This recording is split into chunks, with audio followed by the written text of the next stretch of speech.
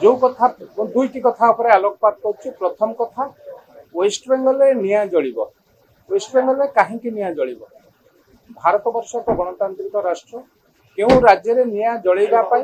ना सरकार ना लोक मैंने चाहिए कौन निया जलु। द्वितीय कथा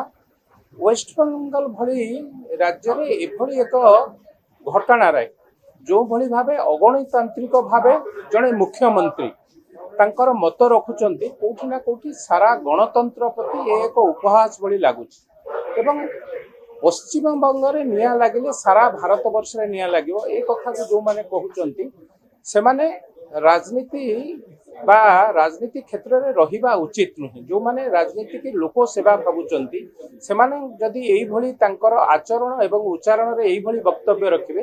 केउठी ना केउठी लोक माने ए कथा को क्षमा देबे ना। द्वितीय कथा आसला वेस्ट बेंगल रे घटी जो घटना या जेते निंदा कले मध्य कम हबो। एभली एक सुस्थ गणतंत्र रे महिला प्रति जेतेबेले अविचार होउची महिला प्रति जेतेबेले दुष्कर्म होउची ए कथा को देशर राष्ट्रपति मध्य निंदा कड़ा भाषा निंदा करचंती एवं कोठी ना कोठी ए घटना रे दुख प्रकाश मध्य करचंती। एभली घटना घटिबा उचित नुहे एवं जेतेबेले वेस्ट बेंगल रे घटना घटुचंती से राज्यर मुख्यमंत्री कहउचंती मो राज्य रे जदी निया जलिबो अन्य राज्य रे सेही भली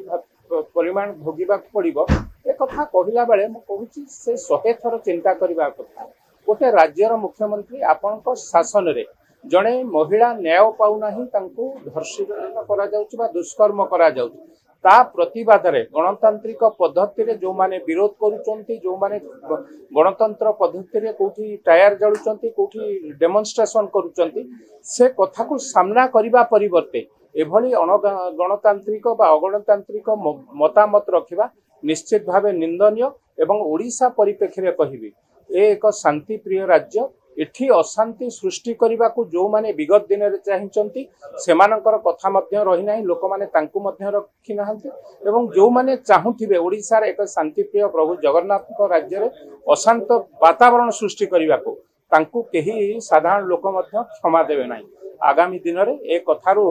चाहिए वेस्ट बेंगल बा बंगलार मुख्यमंत्री एक कथारू क्षांत रुहंतु एवं लोकंक पई काम करंतु महिलांक पई काम करंतु महिलांकु न्याय दियंतु।